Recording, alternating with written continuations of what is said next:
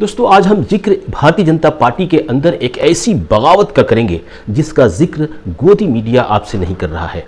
हम ये बताने की कोशिश करेंगे कि बिहार में भारतीय जनता पार्टी के खिलाफ नरेंद्र मोदी के आगमन के ठीक पहले एक ऐसी बगावत हुई है जिसकी कल्पना भारतीय जनता पार्टी नहीं कर सकती थी।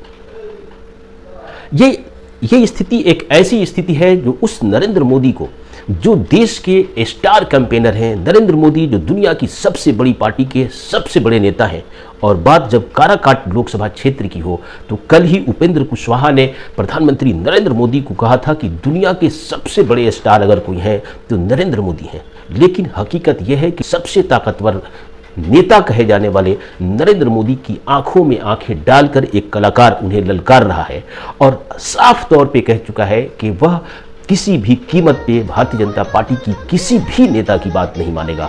और यह शख्स है पवन सिंह। पवन सिंह एक भोजपुरी गायक हैं, अदाकार हैं, कलाकार हैं और वह काराकाट लोकसभा क्षेत्र से निर्दलीय चुनाव लड़ रहे हैं। लेकिन आज की तारीख तक वो भारतीय जनता पार्टी के सदस्य थे। ये वही पवन सिंह है जिसे आसनसोल से भारतीय जनता पार्टी ने टिकट तो दिया था, लेकिन शत्रुघ्न सिन्हा के खिलाफ उन्होंने लड़ने से इनकार कर दिया था और काराकाट में जाकर के उन्होंने ताल ठोकी थी। भारतीय जनता पार्टी लगातार ये कोशिश करती रही थी कि किसी भी कीमत पे पवन सिंह को मैदान से हटाया जाए, क्योंकि एनडीए ने वहां से उपेंद्र कुशवाहा को अपना उम्मीदवार घोषित कर दिया है और ऐसी स्थिति में अगर पवन सिंह वहां से चुनाव लड़ते हैं तो इसका खामियाजा उपेंद्र कुशवाहा को भुगतना पड़ेगा। लिहाजा उपेंद्र कुशवाहा को बचाने के लिए भारतीय जनता पार्टी ने पवन सिंह के खिलाफ एक बड़ी कार्रवाई की। उनकी बागी तेवर को देखते हुए भारतीय जनता पार्टी ने उन्हें अपनी पार्टी से निष्कासित कर दिया। ऐसी स्थिति में यह जानना बड़ी दिलचस्प होगा कि भारतीय जनता पार्टी के द्वारा पवन सिंह को पार्टी से निष्कासित कर दिए जाने के बाद क्या इसका लाभ उपेंद्र कुशवाहा को मिलने जा रहा है या फिर यह बाउंस बैक करेगा। आइए हम एक एक करके काराकाट लोकसभा क्षेत्र के बारे में विस्तार से जानने की कोशिश करते हैं और ये बताने की कोशिश करते हैं कि कैसे काराकाट भारतीय जनता पार्टी के लिए एक आत्मघाती सीट बनती जा रही है। बात सबसे पहले पवन सिंह की करते हैं। पवन सिंह एक लोकप्रिय गायक हैं जो बड़े पैमाने पे काराकाट के गांव और गलियों में घूम रहे हैं, चुनाव प्रचार कर रहे हैं और उनका इतना आकर्षण है कि बड़ी संख्या में लोग उनकी तरफ मुखातिब भी हो गए हैं। उनकी रैलियों में, रोड शो में लोग जा भी रहे हैं। हालत तो यह थी कि काराकाट लोकसभा क्षेत्र में जब पवन सिंह ने रोड शो किया था तो जितनी गाड़ियों की हद है, सीमा है, उससे ज़्यादा गाड़ियां उनके काफिले में थी और लग रहा था कि काराकाट में अगर कोई है तो वो सिर्फ पवन सिंह है। लेकिन जैसे ही आज भारतीय जनता पार्टी ने उनको अपनी पार्टी से निष्कासित करने का ऐलान किया तो काराकाट की जनता इसके खिलाफ हो गई और ख़ास तौर पे पवन सिंह जिस समुदाय से आते हैं, राजपूत समाज से आते हैं, राजपूत समाज में इसके प्रति भारी नाराज़गी देखी गई और एक तरह से भारतीय जनता पार्टी के खिलाफ, यहाँ तक कि नरेंद्र मोदी के खिलाफ वहाँ का राजपूत समाज हो गया है और उसने ये तय कर लिया है कि किसी भी हाल में वो पवन सिंह को वोट देंगे। अब सवाल ये होता है कि पवन सिंह ने जिस तरह से वहाँ पे मेहनत की है और जिस तरह से लोगों को प्रभावित करने की कोशिश वो कर रहे हैं, ऐसी सूरत में इसका क्या असर वहाँ के लोकसभा के चुनाव पे पड़ेगा। इस बात को समझने के लिए हम वहाँ की जातीय संरचना की तरफ जाना चाहेंगे और ये बताने की कोशिश करेंगे जो लोकसभा चुनाव में बड़े पैमाने पर जीत और हार का फैक्टर बनते हैं। सबसे पहले हम बात ये करते हैं कि काराकाट लोकसभा क्षेत्र 2008 के परिसीमन में वजूद में आया था। वहाँ पे 2009 में चुनाव हुआ था जहाँ पे महाबली सिंह वहाँ से चुनाव जीते थे और महाबली सिंह कुशवाहा समाज से थे। उसके बाद 2014 में जब उपेंद्र कुशवाहा एनडीए का हिस्सा थे तो उन्हें टिकट मिला था और उपेंद्र कुशवाहा ने वहां से जीत हासिल की थी। लेकिन 2019 में उपेंद्र कुशवाहा हार गए थे और वही महाबली सिंह ने उन्हें वहां से हराया था। तो इस तरह से देखें तो 2008 से जब से काराकाट लोकसभा क्षेत्र वजूद में आया है वहां पे कुशवाहा समाज का प्रत्याशी ही जीतता रहा है।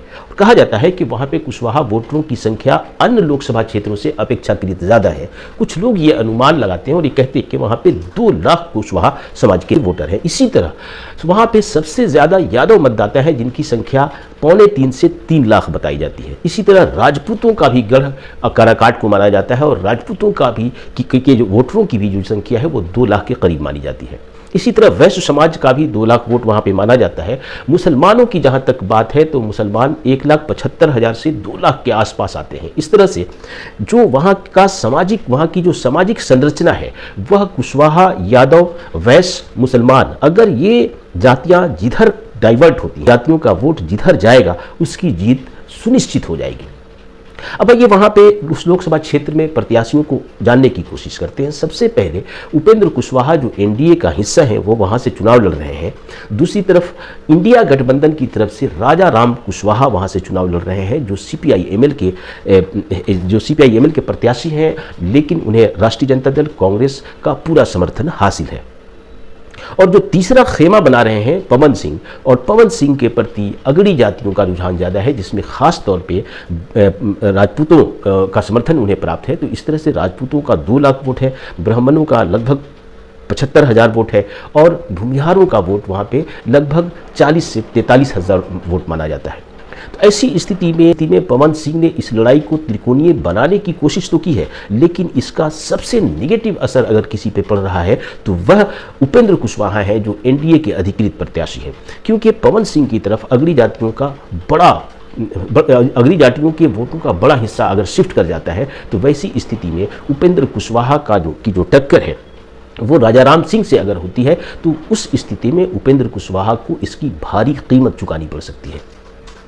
क्योंकि जैसा कि हमने बताया कि वहाँ पे यादव अगर 3 लाख वोटर हैं, यादव राष्ट्रीय जनता दल की वजह से सीपीआई-एमएल को सपोर्ट करेगा, और दूसरी तरफ मुसलमान जो 2.25 लाख जिनकी संख्या है वो भी अगर राजा राम सिंह को सपोर्ट करते हैं, और तीसरी तरफ कुशवाहा होने की वजह से अगर राजा राम कुशवाहा को ज़्यादा से ज़्यादा कुशवाहा वोट मिलने की संभावना इसलिए बताई जाती है कि भारतीय जनता पार्टी ने इस बार एक भी कुशवाहा को अपना प्रत्याशी नहीं बनाया है। अगर एनडीए ने काराकाट से कुशवाहा को प्रत्याशी बनाया भी है, उसका खामियाजा भी उसे इस रूप में भुगतना पड़ेगा कि भारतीय जनता पार्टी से निष्कासित पवन सिंह एक बड़ा चंक लेकर के उपेंद्र कुशवाहा के लिए मुसीबत खड़ी कर सकते हैं। अब काराकाट जो लोकसभा क्षेत्र है, इसके विधानसभा में किस दल की कितनी सीटें हैं, अगर ये आप जानेंगे तो इससे लड़ाई को समझने में भी और आसानी होगी। काराकाट लोकसभा क्षेत्र में 6 विधानसभा क्षेत्र हैं, जिसमें रोहतास और औरंगाबाद जिले शामिल है।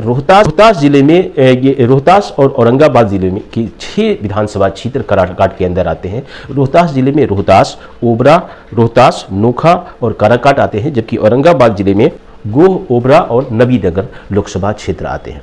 लेकिन सबसे खास बात यह है कि इस पूरे लोकसभा क्षेत्र में पड़ने वाली टोटल 6 विधानसभा क्षेत्रों में इंडिया गठबंधन का कब्जा है, जिसमें से 5 पर आरजेडी का कब्जा है, जबकि 1 पर सीपीआई-एमएल का कब्जा है। तो ऐसी स्थिति में आप देखेंगे कि विधानसभा में तमाम 6 की 6 सीटें इंडिया गठबंधन का कब्जा होने की वजह से भारतीय जनता पार्टी के गठबंधन को बहुत बड़ी चुनौती मिल रही है।